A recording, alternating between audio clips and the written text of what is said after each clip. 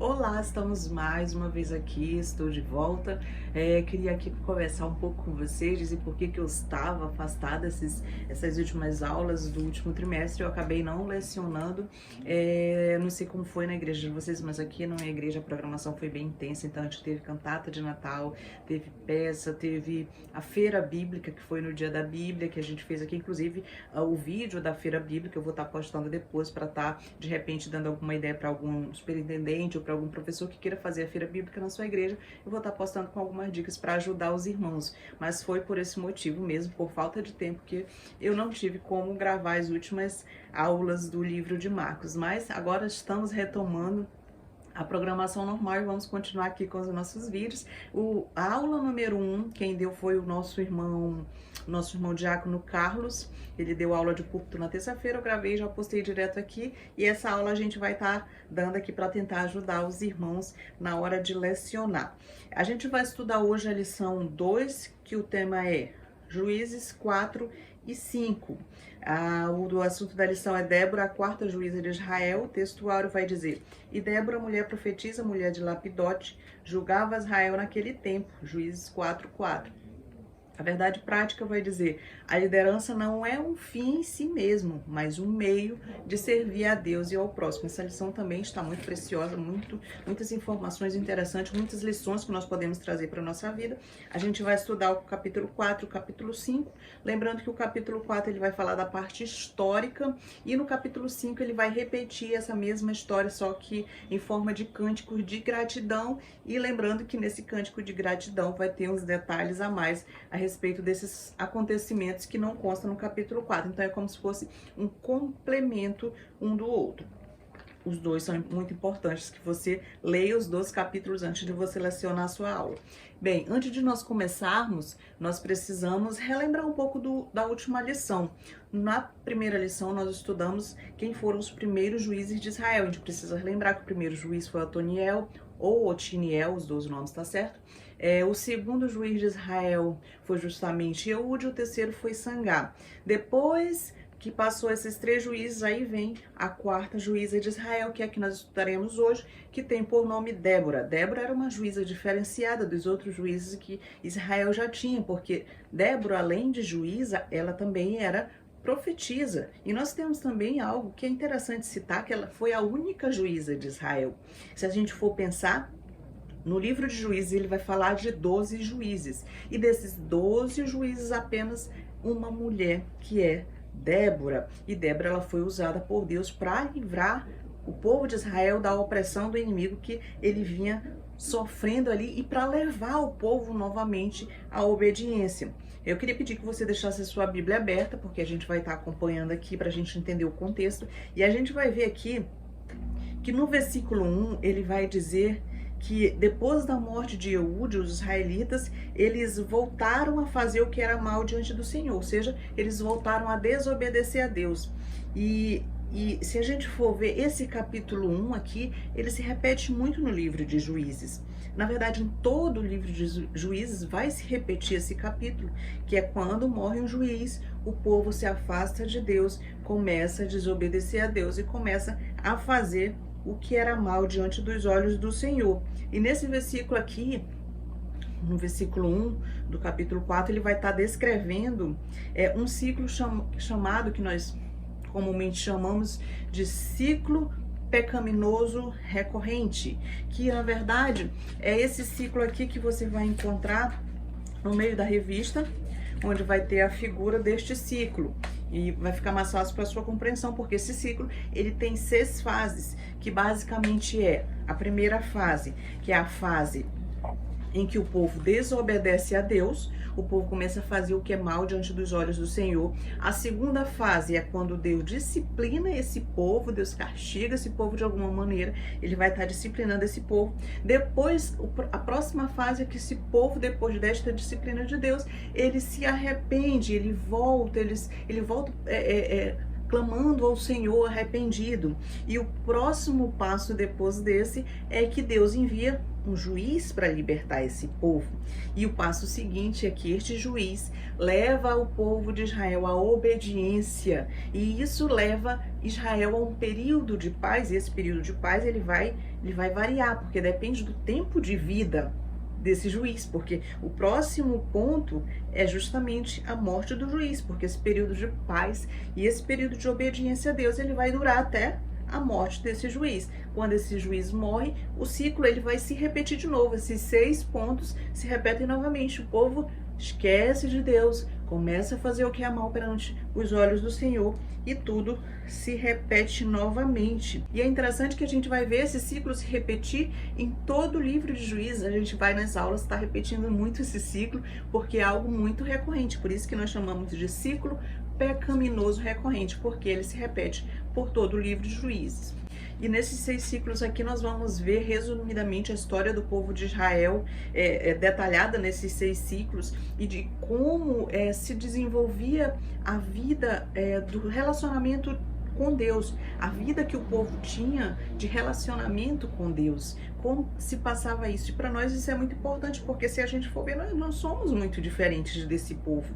Nós não somos tão diferentes assim. Muitas vezes as pessoas, elas olham para o povo de Israel e dizem: ah, mas que povo difícil, que povo de coração duro, como a própria Bíblia diz, que povo de dura cerviz, e fica olhando para esse povo e se achando tão distante deles, e se achando tão, não, mas nós não somos assim, a nossa geração é diferente, não. Se nós formos observar bem, esse povo, nós não somos tão diferentes desse povo, porque se nós formos observar, nós também estamos sujeitos a viver uma vida de inconstância. Ora nós estamos obedientes, ora nós estamos desobedecendo a Deus, ora nós estamos já nos esfriando, nos afastando de Deus, já querendo as coisas desse mundo, já querendo algumas vezes se contaminar com as coisas desse mundo. Então, aí depois desse...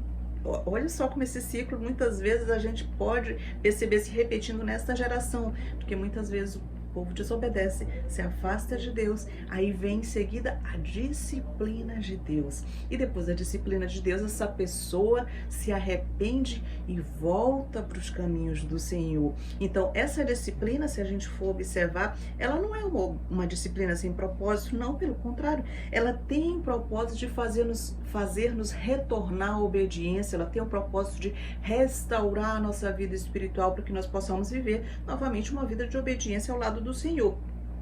E esse ciclo agora que a gente está estudando aqui, a gente vai ver que ele é depois de um período de paz de 80 anos. E agora esse povo volta a se descuidar da sua vida espiritual, depois que Eude morre, o juiz morre, e novamente abandona a Deus. E para despertar o povo e para reconduzir o povo à obediência, o Senhor permite que o povo fosse dominado por um rei, que é justamente a disciplina nessa hora. E esse rei tinha o nome de Jabim, que é o rei que nós vamos estudar hoje, o rei Jabim. Rei Jabim era rei de Canaã e ele era governador em Azor. Esse que era um rei terrível, ele era um rei cruel, um rei realmente que fazia muitas maldades ali, que fazia muito mal para o povo de Israel, que escravizava o povo de Israel. Mas se a gente for observar aqui a leitura, a gente vai ver que o texto ele vai dar mais ênfase a uma outra pessoa, que é o comandante do exército do rei Jabim, que se chama Sísera. Sísera era o comandante que conduzia, era o homem que conduzia o exército justamente do rei Jabim. Esse homem também era um homem muito cruel. E se a gente for ver aqui, o povo ele vai estar por 20 anos sendo oprimido por esse rei e pelo seu comandante, 20 anos debaixo da opressão desse rei. E o que nós sabemos sobre o rei Jabim é que o rei Jabim comandava uma coligação de reis que justamente domina Israel nesse tempo, e Sísera é justamente o comandante do seu exército. E o texto aqui ele vai nos informar que esse poderoso e cruel rei, ele se destacava por causa dos seus 900 carros de guerra. Olha só como ele tinha um exército poderoso que causava medo naquele tempo, com certeza, em todos os seus inimigos. E as carruagens eram como se fossem carros de guerra do mundo antigo. É como se nós fôssemos pegar o país atualmente que mais tem a força bélica. Então esse era o rei Jabim, ele tinha justamente isso que se destacava dentre os outros exércitos, que eram esses 900 carros de guerra.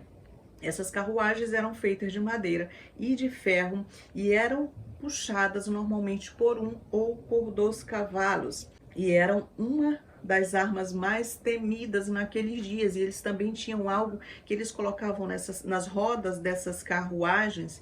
Em alguma dessas rodas eles colocavam acopladas às rodas algumas lâminas pontiagudas, justamente para ferir. E essas facas afiadas, essas lâminas afiadas e pontiagudas, elas saíam das rodas e elas eram projetadas justamente para mutilar os pés dos soldados. Lembrando que os soldados, todos os soldados do povo de Israel, do exército israelita, eles lutavam a pé, eles não tinham carros de guerra. Então, imagina se for fazer um comparativo do poder bélico do rei Jabim e do poder bélico do povo de Israel, humanamente não tinha como o povo de Israel vencer o exército do rei Jabim, porque o poder bélico dele era muito superior ao do de Israel.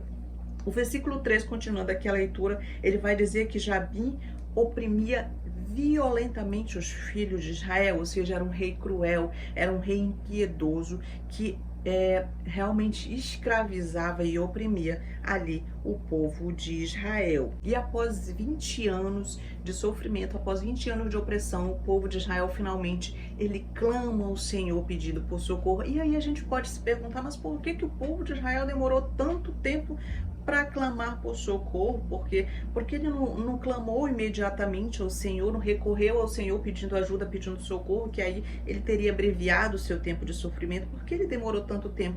E aí a gente, se for analisar o registro histórico desse fato, tudo o que aconteceu do tempo que Israel demorou para pedir socorro do Senhor, a gente observa que tem um propósito tudo isso. O relato desse livro não está aqui por acaso. E nós sabemos que a palavra de Deus ela foi inspirada, ela foi escrita por homens, mas inspirada por Deus. E a palavra de Deus ela foi escrita para o nosso ensino. Sim, as gerações futuras têm acesso a isso. E qual é o ensino dessa informação que o Espírito Santo escolheu que estivesse aqui na Bíblia, essa informação de que eles demoraram 20 anos para clamar ao Senhor? Qual é o ensino que isso tem para nos passar, já que a palavra de Deus mesmo confirma que a palavra foi escrita para o nosso ensino? O que nós podemos aprender com isso? E essa história ela nos faz pensar de como muitas vezes o nosso coração é duro.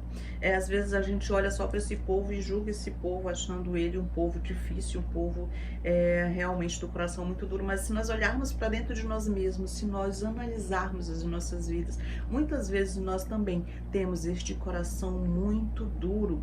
Veja que esse povo ele preferiu passar 20 anos debaixo da opressão do inimigo, ao invés de se arrepender logo, ao invés de voltar logo para Deus prontamente, evitar todo esse sofrimento. E assim, mais uma vez, os israelitas escolheram os próprios caminhos que eles mesmos queriam.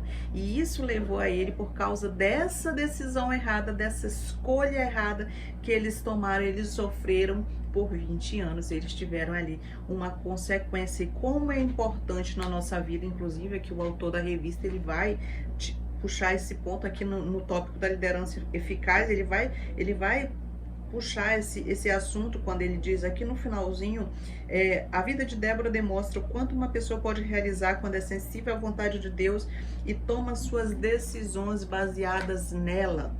Então aqui a gente vê que como é importante nas nossas vidas nós fazermos escolhas corretas, nós tomarmos decisões corretas, nós tomarmos as nossas decisões conforme os padrões de Deus, conforme os padrões da palavra de Deus. E como eu sempre repito na minha classe, como eu vou saber qual é a vontade de Deus para minha vida, como eu vou saber qual é o padrão de Deus para minha vida? É muito simples. Deus deixou aqui para nós, um manual que vai dizer qual é o padrão de Deus para minha vida. Então é só eu seguir o que está aqui. Para me seguir o que está aqui, eu preciso conhecer a palavra de Deus, aí a importância de nós conhecermos a palavra de Deus para nós tomarmos as decisões corretas. Nossas decisões têm que ser guiadas por Deus, guiadas pela palavra de Deus. E nós sempre estamos, se a gente for ver, debaixo de decisões, nós sempre estamos à frente de decisões, nós sempre precisamos decidir ou encerrar um projeto, ou começar um projeto, ou mudar de cidade, ou mudar de emprego, enfim, nós sempre estamos diante de situações no qual nós temos que tomar uma decisão, e nós temos que ter em mente que as nossas escolhas, elas devem ser sempre focadas na palavra de Deus, e Deus deve ser o primeiro socorro a quem nós devemos recorrer no momento de angústia, no momento de aflição, no momento de dificuldade. Deus deve ser o primeiro a que nós devemos recorrer quando nós encontramos a adversidade da vida. Buscai primeiro o reino de Deus, as outras coisas serão acrescentadas. Então a palavra de Deus é completa. Ela tem conselho e tem orientação para tudo nas nossas vidas. Porque tentar conduzir a nossa vida sem a direção de Deus, ela vai nos levar a uma confusão, ela vai nos levar a dificuldades. E foi isso que aconteceu com o povo de Israel. Ele se afastou de Deus, ele quis seguir seus próprios caminhos, e isso levou ele a consequências danosas, sofrimento, a sofrer a opressão do seu inimigo. E conosco não é diferente quando nós queremos seguir os nossos próprios caminhos, quando nós não queremos seguir a orientação de Deus, quando nós não queremos seguir a orientação da palavra, nós queremos fazer os nossos próprios caminhos, tomar as nossas próprias decisões baseadas nos nossos sentimentos. Nós também passamos por essas consequências. Por isso nós precisamos manter uma comunhão, nós precisamos manter uma intimidade com Deus. Débora vai nos ensinar isso. Débora era uma mulher que tinha intimidade com Deus, que tinha comunhão com Deus. Nós devemos tomar isso como exemplo para nós. Nós devemos sim procurar ter essa intimidade com Deus, porque Ele vai nos dar sabedoria para que tomemos a decisão correta, a melhor escolha para nos levar a uma vida abençoada, que vai nos levar a uma vida de prosperidade, uma vida de abundância. E esse é um ensino muito importante para nós, que nós devemos ter isso em mente, nos analisar toda vez que precisarmos tomar uma decisão, lembrarmos da palavra de Deus, buscar conselho na palavra de Deus, e ela nos orientará a decisão correta. Então aqui a gente vê que o povo de Israel clamou ao Senhor até que uma fiel mulher por nome Débora foi chamada por Deus para libertar o seu povo dessa opressão e conduzir o povo a obedecer a Deus novamente. O tópico 1, só uma introdução, só para a gente entender o contexto. O tópico 1 vai dizer: como mulher, Juízes 4:4, que diz: Débora, profetiza, mulher de Lapidote, julgava a Israel naquele tempo.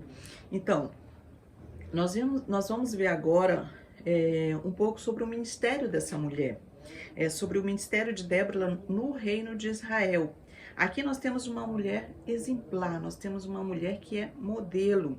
E a gente precisa ver que esse modelo não é somente para as mulheres, esse modelo também é para os homens, porque essa mulher tem muitas qualidades que todos nós, tanto homens como mulheres, podemos tomar para as nossas vidas e estar melhor diante de Deus, nos apresentar melhor diante de Deus, buscando nos aperfeiçoar com esses exemplos aqui. Que vamos fazer aqui alguns destaques e vamos aplicar. Mas é interessante, nós que amamos a Deus, nós que amamos fazer a vontade, o serviço de Deus na igreja, nós observarmos um pouco sobre a vida de Débora, porque ela tem lições muito preciosas para as nossas vidas. Isso leva a um ponto de que a mulher, mostrando a importância da mulher, que a mulher é muito relevante na sociedade. Até o próprio autor da revista vai falar, vai enfatizar isso, da relevância da mulher na vida da igreja, na vida da sociedade. Nós, como mulheres, nós precisamos ter consciência da importância do nosso papel no lar, do nosso papel na igreja, do nosso papel na sociedade, do nosso papel diante das outras pessoas. Então nós precisamos entender essa importância para que nós possamos agir de forma correta diante da igreja, da sociedade, no nosso lar, na nossa casa. E o texto aqui ele fala que ela era mulher de Lapidote. Às vezes nós lemos um texto assim e a gente passa, às vezes lê rápido e não dá ênfase, não estuda mais a fundo, e às vezes acha até que aquilo não tem tanta importância. E aqui agora observando que o autor da revista, que o autor da Bíblia, no caso aquela pessoa que foi inspirada pelo Espírito Santo, por que que o Espírito Santo conduziu o autor a dar essa informação de que Débora era mulher de Lapidote? E o Espírito Santo levou o autor a registrar esse fato. Por quê? O que tem de importante nisso? Porque tudo que está na Bíblia inspirado pelo Espírito Santo tem alguma relevância, tem alguma lição para as nossas vidas. E a gente puxa aqui Lapidote, se a gente for ver Lapidote, no sentido original, ele significa tocha. E Débora, no sentido original, significa abelha. Mas continuando a nossa análise, por que que o Espírito Santo quis então que fosse escrito para nós, as futuras gerações, para que nós tivéssemos acesso a essa informação, tivesse esse conhecimento de que Débora era profetisa e que ela era mulher de Lapidote, ou seja, ela era uma esposa. E muitas vezes uma mulher, ela quer servir na casa de Deus, ela quer servir na igreja, fazendo a obra de Deus, e ela se ressente pelo fato de ter as suas obrigações domésticas, as suas obrigações no lar e também ter as suas obrigações na igreja. Muitas vezes ela se ressente por isso. Mas pelo que a gente vê aqui, Débora era uma mulher que ela sabia muito bem conciliar essas duas responsabilidades. A gente, com certeza, para o autor, o Espírito Santo inspirar o autor a citar que ela era mulher de Lapidote, quer dizer que ela era uma esposa exemplar no seu lar também, porque não teria sentido ela não ser uma mulher exemplar no seu lar e ser uma mulher exemplar na sua profissão. Não, certamente ela também conciliava bem essas duas funções e executava-as com maestria. Lembrando que naquele tempo uma mulher, ela tinha uma incumbência muito pesada sobre ela, e essa mulher, Débora, ela era profetisa, ela era juíza e ela ainda cuidava da sua casa, ela ainda cuidava do seu lar, ela ainda cuidava do seu esposo, ou seja, ela era uma mulher atenta às obrigações domésticas, era uma mulher que por certo, Débora era uma bênção no seu lar, por certo, Débora era uma mulher também que era usada por Deus dentro do seu lar, porque senão o texto não faria referência ao ministério dela dentro da sua casa, não faria referência a Lapidote. Tem até um ditado que diz que nenhum sucesso fora de casa compensa o fracasso dentro do lar. E a gente vai automaticamente, o autor da revista inclusive cita Provérbios 14:1, que diz que a mulher sábia edifica sua casa, mas a tola destrói com as próprias mãos. E aqui nós temos o exemplo de uma mulher sábia, aquela mulher que trabalhava, que cuidava dos seus afazeres profissionais como juíza, como profetisa, mas ela também sabia conciliar o seu tempo no seu lar, cuidando do seu marido, cuidando da sua casa e dos seus afazeres como esposa. O subtópico 2 vai dizer como juíza, Juízes 4:5, que diz: ela atendia debaixo da palmeira de Débora, entre Ramá e Betel, na região montanhosa de Efraim. E os filhos de Israel subiam a ela a juízo. Se a gente for observar, Débora, ela era um pouco diferente dos outros juízes, porque os outros juízes, normalmente eles eram, digamos assim, eles estavam à frente das batalhas, eles eram homens de guerra que conduziam exércitos, que conduziam o povo na batalha e, claro, pela força bélica, claro que sempre guiados pelo Senhor, mas eles tinham sempre esse comando, essa parte que eles ficavam na frente mesmo dessas batalhas. Mas aqui Débora, ela é diferente, porque a Bíblia vai dizer que ela era juíza e profetisa. Débora era encarregada como juíza de julgar as causas civis do povo. O texto se refere a ela como alguém que desempenhava este papel de juíza e de profetisa. Então, as causas que haviam ali naquela terra, naquela cidade, as causas de relacionamento civil, problemas diversos que podem existir em uma sociedade, principalmente na sociedade em que Débora vivia, é tão complicada como era naqueles dias. Eram períodos muito difíceis, muito complicados, porque se a gente for ler lá em Juízes 17:6, lá vai dizer que o povo não tinha rei e que o povo fazia o que queria, fazia o que bem entendia, fazia o que eles mesmos achavam certo. Então, era um povo mesmo desordenado, estava numa situação ali bem difícil. Então Débora viveu nessa sociedade e julgava as causas dessa sociedade complicada. era alguém que julgava essas questões que naturalmente poderiam surgir dessa sociedade tão complicada, tão corrompida e tão confusa. E também aqui o autor vai dar uma informação bem importante, que é essa que nós lemos, que diz que Débora atendia debaixo de uma palmeira. E aqui nós vamos encontrar, claro, outra qualidade de Débora, porque Débora, que era uma mulher desta importância, uma mulher que certamente era muito importante para o povo de Israel, todo o povo de Israel ia se consultar com Débora, uma mulher certamente muito importante, e ela aqui vai demonstrar uma humildade muito grande, porque talvez ela pudesse exigir uma tenda. Não, eu sou uma juíza, eu estou julgando as causas de Israel, eu passo o dia julgando, eu preciso de uma tenda luxuosa, de uma tenda bem equipada, mas não. Ela tá aqui debaixo de uma palmeira. Nós vemos aqui a simplicidade, porque não é preciso, se nós formos ver, trazendo uma aplicação para as nossas vidas, não é preciso muito recurso para fazer a obra de Deus. O que nós precisamos é de amor, o que nós precisamos é de disposição para fazer a obra. Muitas vezes nós mesmos colocamos dificuldades ou mesmo desculpas para não fazer a obra. Muitas vezes nós queremos ou nós esperamos que tenhamos oportunidades lá no templo onde nós servimos a Deus. Nós esperamos uma oportunidade de levar a palavra, de pregar, de cantar, e muitas vezes não nos é dada. E nós nos frustramos, mas se nós quisermos mesmo fazer a obra de Deus, nós encontramos um meio. Olha aqui a internet.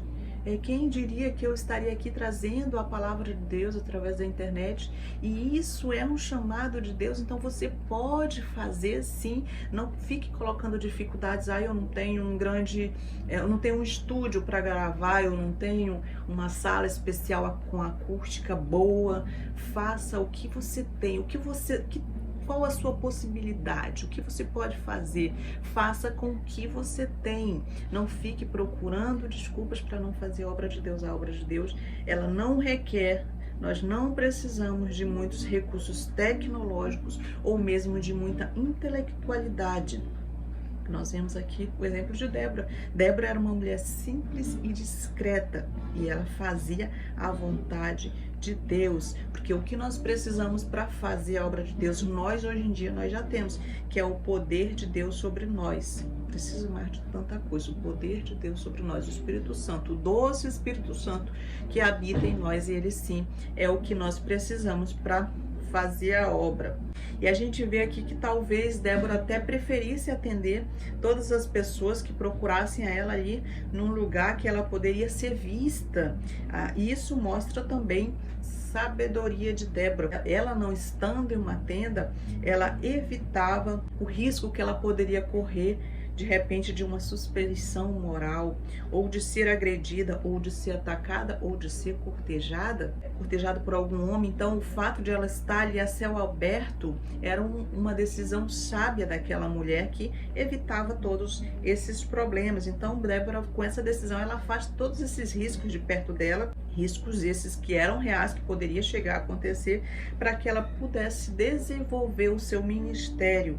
Veja quanta sabedoria de Débora, como nós temos quantas coisas para aprender com essa mulher, quantas lições nós temos para tirar para as nossas vidas. E o tópico 3, o subtópico 3 vai dizer como profetiza, Juízes 4:7, que vai dizer: e farei ir a ti para o ribeiro Quizon, a Cícera, comandante do exército de Jabim, com os seus carros e as suas tropas, e os darei nas tuas mãos. Aqui no versículo 6, acompanhando, Débora manda chamar a Baraque, e ela tem um recado da parte de Deus para ela, que era uma profetisa. Ela tem um recado da parte de Deus, que isso está lá em Juízes 4:6, eu vou ler aqui só para a gente entender qual era esse recado da parte de Deus, que vai dizer o seguinte: e enviou e chamou Baraque, filho de Abinoão, de Quedes de Naphtali, e disse-lhe: porventura o Senhor, Deus de Israel, não deu ordem, dizendo: vai e atrai gente ao monte de Tabor,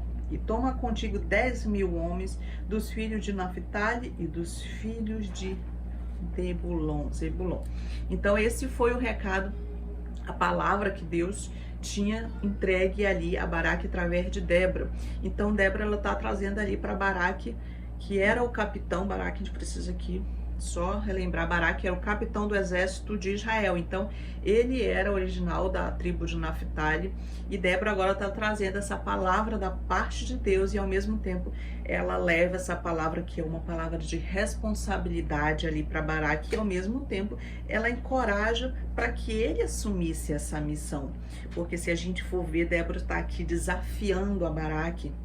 E aqui nós encontramos mais uma qualidade de Débora. Ela era uma mulher que sabia trabalhar com as outras pessoas, ela sabia lidar com as pessoas, ela sabia motivar as pessoas, ela sabia encorajar, não era aquela líder que queria tomar frente de tudo, que queria fazer tudo é eu que vou fazer, não.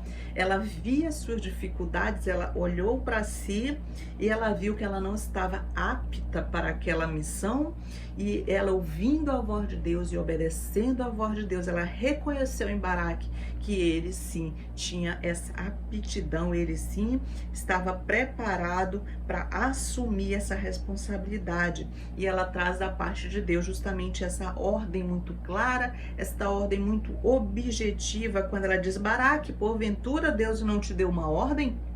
Ou seja, ela lança sobre Baraque esse desafio, ela lança essa responsabilidade sobre Baraque, porque ela vê a capacidade daquele liderado, ela vê que ele é capaz, mas que precisa ser motivado, e é isso que ela faz, ela o motiva, ela entrega a missão e ela entrega essa responsabilidade nas mãos de Baraque. E ela diz: porventura Deus não te deu essa ordem? A gente vê que ela deixa claro de onde veio a ordem. Essa ordem não veio da juíza, essa ordem não veio da profetisa, essa ordem veio direta do próprio Deus, ou seja, dando uma direção clara. Então o texto vai dizer aqui que Baraque responde para ela, e é quando ele diz: eu só irei se tu fores comigo, se tu não fores, eu não irei. E aqui nós vamos, depois disso, passando para o próximo tópico, que é o tópico 2, liderando a vitória. O subtópico 1 vai dizer mobilizando um exército. Está lá em Juízes 4:10, que diz: então Baraque convocou a Zebulon e a Naphtali em Quedes, e com ele subiram 10.000 homens, e Débora também subiu com ele. Então Baraque aqui subiu com esses 10.000 homens, e Débora também viajou junto com ele. Ele saiu de sua casa que ficava entre Ramá e Betel, para marchar com Baraque e o exército israelita contra Azor. E Débora ali vai juntamente com aquele exército, e o papel de Débora é extremamente importante, porque ela consegue influenciar aquelas pessoas, ela consegue encorajar, ela consegue dar ânimo, dar força para aquelas pessoas. Então a presença dela ali junto ao exército é de extrema importância. Ela está ali dando essa força para o povo e encorajando o povo a lutar, porque o Senhor estava ali do lado deles. E Débora é essa pessoa que, mesmo depois que termina a guerra, ela consegue fazer com que o povo continue obedecendo a Deus através da sua palavra, do seu exemplo, do seu encorajamento, porque ela era uma grande líder. E mesmo depois dessa batalha, o povo continuou servindo a Deus por conta da sua influência, né? Ela influenciou aquele povo a viver para Deus. O subtópico 2 vai dizer lutando contra o inimigo, que está lá em Juízes 4:15, que diz: e o Senhor derrotou a Sísera e todos os seus carros e a todo o seu exército a fio de espada diante de Baraque. A Sísera saltou do carro e fugiu a pé. Aqui Baraque, a gente vai ver que ele obedeceu e levou o exército para o Monte Tabor, e ali o Senhor derrotou o inimigo Sísera e todos os carros a fio de espada, é o que o versículo aqui vai falar. E uma boa e equilibrada interpretação sobre esse assunto a gente entende lá no capítulo 5, onde Deus mandou uma chuva fora de época, Deus mandou uma chuva repentina fora de época no ribeiro de Quizon, que era onde estava ali o exército de Sísera, e a gente vai ver que os carros eles não conseguiram se movimentar ali, eles ficaram atolados, digamos assim, naquela lama, e eles, aquilo que era uma vantagem tornou-se uma desvantagem, porque todos os carros ficaram atolados ali naquele ribeiro de Quizon. E Deus mais uma vez mostrou que ele é maior do que todo o exército e todos os seus aparatos, os seus carros de guerras bem equipados, porque se a gente for olhar humanamente, Israel e o exército de Baraque não era páreo para o exército de Císera, devido à grande força bélica que aquele exército tinha. Mas Císera, o exército de Síria, o exército do rei Jabim, não era páreo para o Deus verdadeiro, que tem domínio sobre todas as coisas, inclusive sobre a natureza, fazendo cair ali uma chuva repentina que alagou aquele ribeiro de Quizon. E a história ela vai nos dizer através da arqueologia que numa escavação antiga na cidade de Meguido, próximo a esse local que o texto nos informa, um pesquisador explica que em dias chuvosos é impossível ir a qualquer lugar mesmo a cavalo por causa da lama naquele lugar. Então Císera, que era o comandante do exército ali do rei Jabim, ele vendo-se naquela situação que seus carros estavam ali atolados, e ele vendo que a derrota era iminente, ele abandona os seus soldados e ele foge a pé.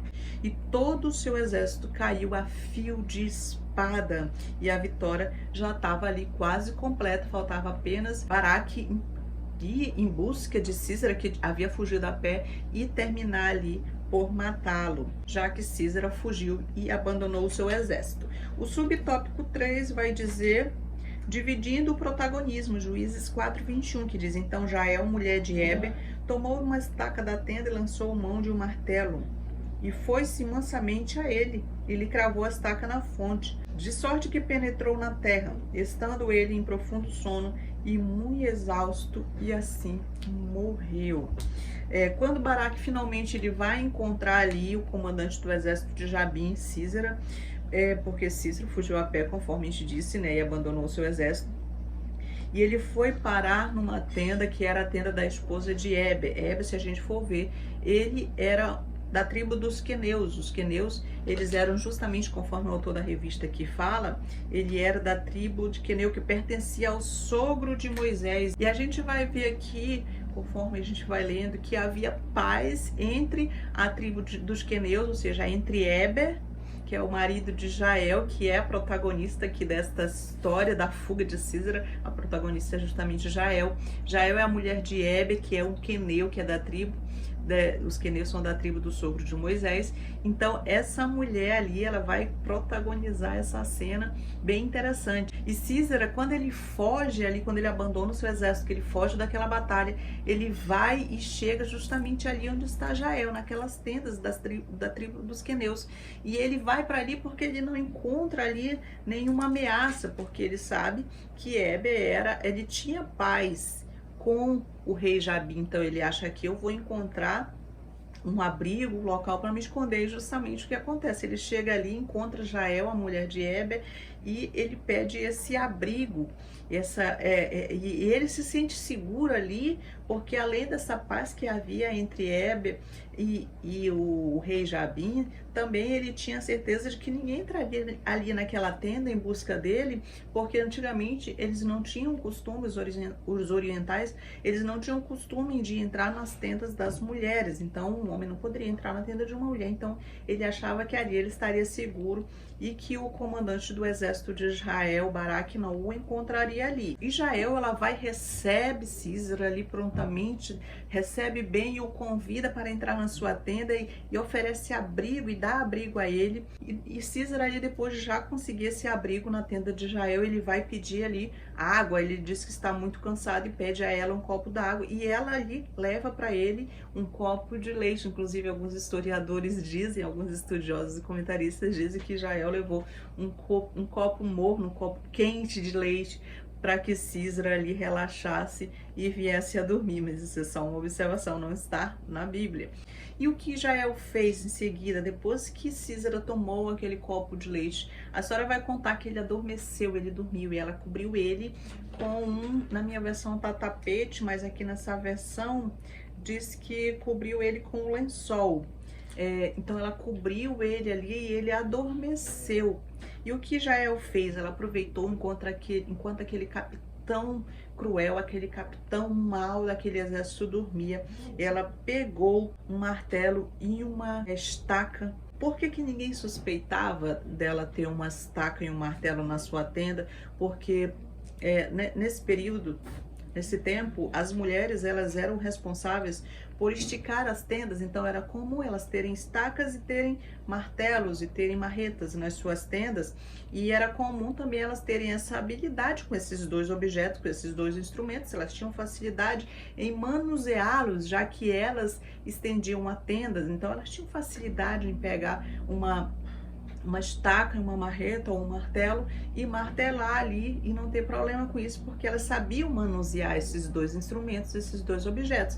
E foi justamente o que ela fez. Ela entrou ali de mansinho, pegou a estaca, pegou a marreta, colocou na fonte de Sísera e martelou, e aquela estaca atravessou a cabeça dele e ele morreu. E assim foi a derrota desse inimigo terrível do povo de Israel, e assim o povo alcançou a vitória, e a profecia de Débora se cumpriu quando ela disse que essa vitória não seria entregue a Baraque, mas seria entregue a uma mulher, e era justamente Jael. E Jael, no capítulo 5, ela vai ser lembrada, vai ser chamada de bendita, porque ela fez isso e livrou, juntamente com Baraque e com Débora. Jael também livrou o povo de Israel da opressão do inimigo e levou ali a um período de paz e de comunhão com Deus. Para o vídeo não ficar muito extenso, a gente vai ficar até aqui.